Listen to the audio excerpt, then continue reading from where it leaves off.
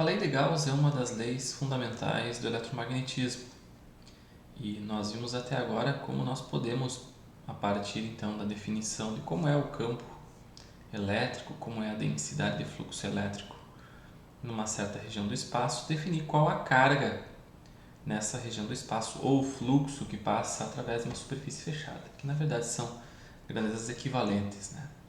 Essa, inclusive, é a definição da lei de Gauss, que o fluxo que passa através de uma superfície fechada é igual à carga contida nessa região do espaço.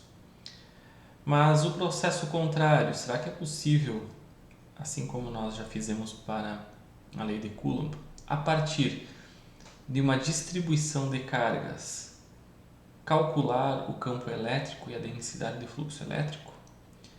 Isso é possível utilizando-se a lei de Gauss, mas nós temos que considerar algumas coisas. Um procedimento, uma receita ou uma sequência de passos pode ser vista a seguir. Nós precisamos primeiro que tenha uma simetria na distribuição de cargas. Essa simetria na distribuição de cargas pode ser, por exemplo, uma carga pontual, uma linha infinita de cargas, uma superfície infinita, uma esfera carregada.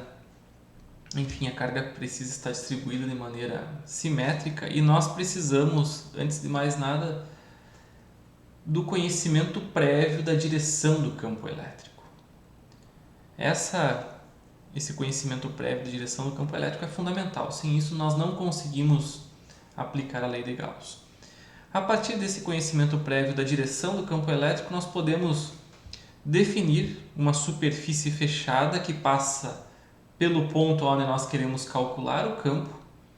Essa superfície tem um nome, se chama superfície gaussiana, e ela precisa ter uma dessas duas características. Ou ela é normal ao campo elétrico, ou seja, uma superfície na qual nós temos o ds apontando na mesma direção do D, ou a superfície gaussiana tem que ser tangencial ao campo elétrico, resultando em um fluxo nulo. Então, em uma das situações nós temos um fluxo máximo ou um fluxo nulo.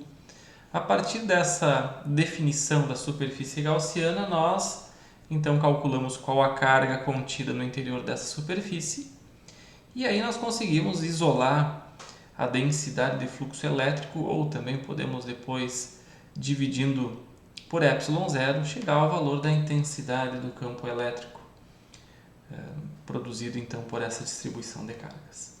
Esse roteiro, esse procedimento será aplicado agora em alguns exemplos. Eu vou mostrar para vocês exemplos da aplicação da lei de Gauss na distribuição de carga, tanto na carga pontual quanto nas distribuições de cargas. Mas a ideia, mesmo que agora não tenha ficado muito clara, mas ela é relativamente simples. Aqueles cálculos difíceis, complicados que nós